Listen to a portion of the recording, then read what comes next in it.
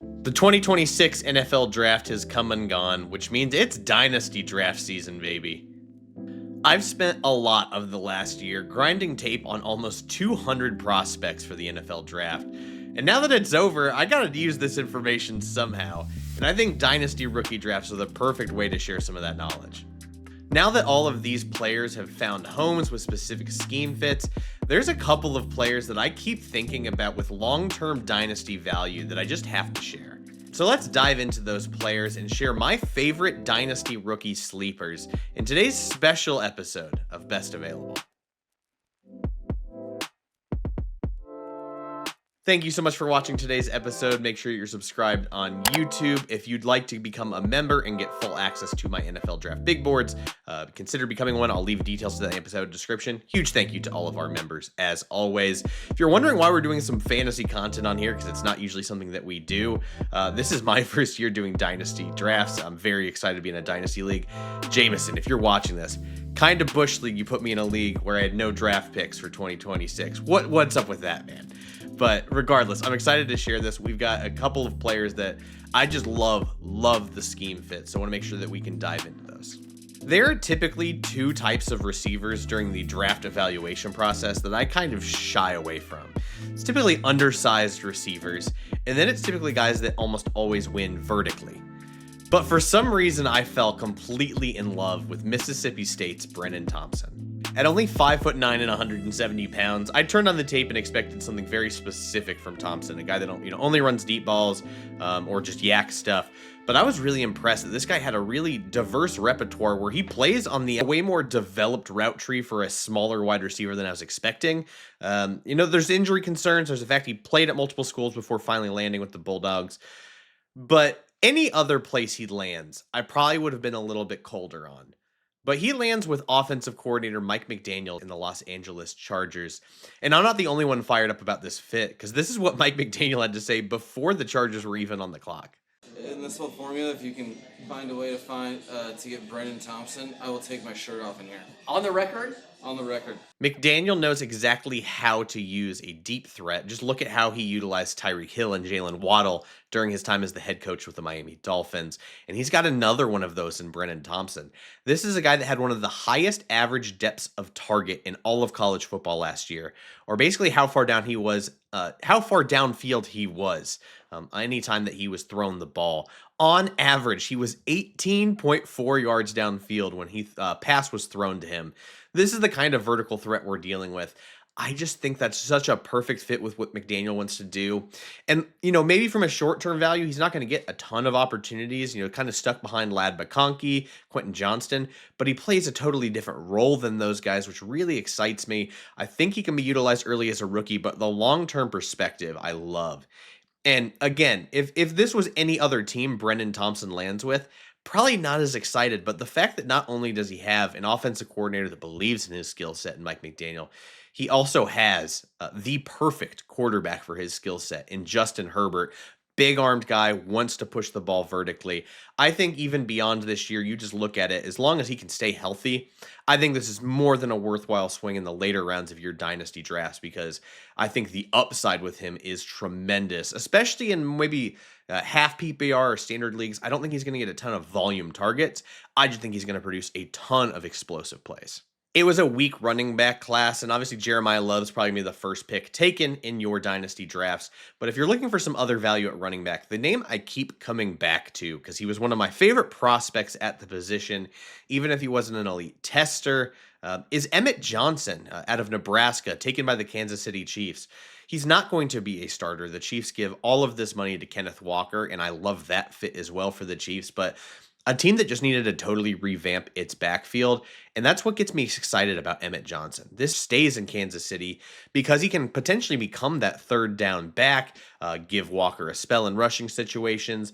I think for leagues where you have the PPR or half PPR, he's a guy that's going to get a lot of, passes or catches out of the backfield. That has Johnson landed in the best situation, not only for himself, but for fantasy owners. I'm going to be a little bit of a homer on this one. Yeah, I am an IU grad. But Elijah Sarratt, I see his name ranked all kind like the variety of rankings I see from him are crazy. But for me, I'm much higher on him than I think maybe the average is for dynasty ranking purposes. Uh, During the pre-draft, even dating back to the 2024 season, Sarratt was just always the guy that you just completely relied on when the ball was thrown his way. His nickname is Guy that even when he was not open, was open. Just a really nuanced route runner, really good control of his body, back shoulders, high points, contested catches, just boxing out, understanding leverage. Just such an advanced player, really good size. And what I think is going to help him get on the field right away as a rookie is his effectiveness as a blocker. Uh, just to put in perspective how effective and efficient he was as a route runner, when quarterbacks threw his way over his college career, so 2 years at James Madison, two at IU, 141.9 passer rating when targeting Elijah Sarratt. That's the kind of player that we're dealing with. 54 career contested catches. And a reliable possession receiver, it just feels like something that the Baltimore Ravens have been missing. And DeAndre Hopkins, I did feel like fit that role pretty well last season. Not re-signed, definitely on the older end, not the same nuke that we used to see back in his Houston Texan days. But I think Sarratt can fill a similar kind of role alongside the tight ends, alongside Zay Flowers, where Lamar Jackson just needs kind of one of these safety outlets on the outside. And I think that's exactly what Sarratt can bring to this team. I think he sees the field really early on as a rookie. I think his role keeps expanding over his career. I think he becomes a preferred target for Lamar Jackson. So what I love about this pick, especially in second, third round of your dynasty drafts, not only do you might get a little value of him as a rookie, but I think he's going to be a reliable pass catching option, a flex guy in your lineups for years to come, as long as Lamar and Elijah are in Baltimore together. A lot of good tight end options in this class. Some of them I think have really good roles. I know Eli Stowers. I'm personally not the biggest fan of him as a prospect, but from a fantasy value perspective, listen, man, I totally get it. A couple other long-term ones I want to make sure I mention. Like I think Sam Roush could be the nice Cole Kmet successor, but that is really a stash for this year. And see what happens with Cole Kmet next offseason. Long-term stash. I like Oscar Delp in New Orleans because I think you'll see the field a lot as a blocker, and I don't think we saw his full value as a pass-catching option in Georgia because that offense just drove me nuts trying to evaluate some of these offensive players. But of the tight ends that I'm most intrigued by from a dynasty perspective, it's Eli Raridan out of Notre Dame, drafted by the New England Patriots in the third round. I didn't end up getting to Raridan until I saw his athletic testing at the NFL Combine, and wow. We're talking about a nearly 6'6" tight end with a 4.62 in the 40-yard dash, 36-inch vertical, a 10'3" broad jump, some really respectable agility scores, a 9.46 relative athletic score. And when I see a big-bodied, taller tight end, typically I'm worried that they're a little goofy. They run like a moose. I always think of Jelani Woods coming out of Virginia, just like really big, little awkward. What really made Raridan stand out to me is just how coordinated he is for that size. There's multiple instances on his tape where he's catching a ball full stride. It's off target. And somehow he doesn't stumble or lose footing or even really lose speed. He's just that kind of coordinated athlete. He's also pretty damn good in the contested catch. He's a pretty damn good blocker. And maybe he doesn't see the field a lot this year, but I think he might. Hunter Henry, I think that it feels like the Patriots are trying to find the ultimate successor to Henry, but at the same time, 12, 13 personnel becoming a big part of this league. I think Raridan sees some of the field early. I think they eventually move on from Henry and Raridan becomes the guy at tight end. I just think his skill set, his ability to push vertically, be that intermediate deep threat as a tight end prospect, it really fits with what Drake May wants to do with the football. I think it's a match made in heaven for these two guys, and maybe Raridan isn't a guy that you're going to see or want to start in Dynasty as a rookie, but I feel very strongly that once Henry is gone to New England, whenever that is, Raridan is going to be the guy. I'm very excited about his skill set and this scheme fit. I think it's perfect for what they want to do. I think he's going to end up becoming a household name in New England. So give me the Raridan stock. I will take him in the later rounds of Dynasty drafts. I was really thinking about putting a sleeper quarterback in. I'll just give a brief mention of Drew Aller. I'm so stressed out about him. I don't even know if he wins the battle once Rodgers retires, because it could be Will Howard. And I think Aller just needs a lot of work. I would not touch Carson Beck, because even if he ends up starting, I don't think there's enough firepower on that offense to get excited about.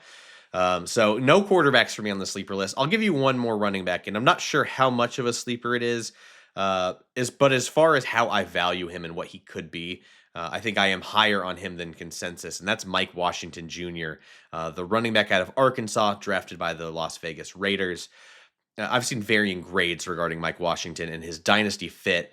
Uh, and I think the big reason why is the concerns about him being overshadowed by a potential heavy workload for Ashton Genty. And I get it, man. I was a huge Genty fan out of Boise State. I think his contact balance is absurd. He's durable. I think he got really hosed last year as a rookie behind a very injured offensive line. I think they did a nice job bolstering that O line, and I think they will get Genty work. But I think with the way that Kubiak now comes in the building, you don't want to throw Fernando Mendoza out there right away, trying to let him ease into everything. I think they're going to use a rotation of backs and use a stable and not just lean on one guy and wear him down. And that's where I really like Washington, is this change of pace back with the Raiders. This is one of the most exciting home run threats, I thought, in all of the draft evaluations I did. I think I watched close to 20 running backs. He just has all kinds of juice. 17 runs of 15 plus yards last season, 30 runs of 10 yards or more. And with that explosiveness out of the backfield, whether it's outside runs, inside runs, combined with a 6'1", 223-pound frame, he's got a very specific running style that only reminds me of one guy. And I'm not saying he's on this tier. I'm just saying that the running style reminds me of him. It reminds me a little of Derrick Henry. Like, Derrick Henry is that upright running style. Not going to ask him to do too much besides just run the football. That's kind of what Mike Washington is right now. Not very good in pass pro. I still think there's some flashes as a pass catcher I want to see more of. But once you get him, working towards the sideline and then cutting north-south, he can just be such a home run hitter. And I love that behind Genty. Now, maybe his value is limited because he's not really a third down back behind the starter. The pass pro, again, for a guy his size, is not up to par. I just love the potential of what he can bring to this offense. I think you'd be foolish to not draft him as early as the Raiders did and not give him some touches. And I think he's a home run threat waiting to happen. I love the idea, especially if you have Genty in Dynasty. Like, sprint to pick up Washington as a handcuff, because if Genty ever goes down, Washington has the running style to be a workhorse back. And even if he's not, I still think he's going to bring value as that home run hitter.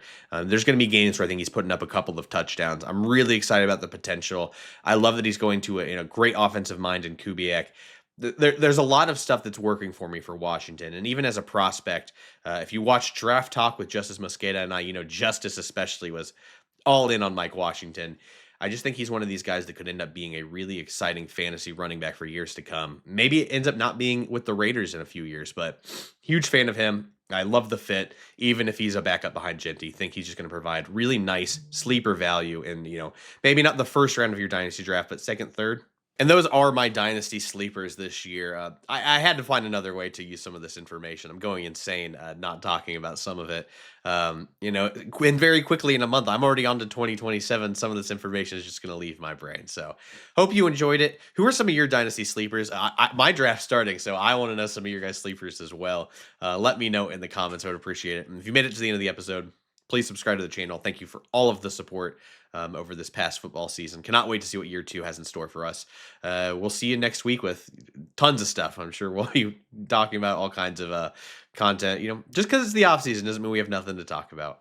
Appreciate the time, everyone. Take care.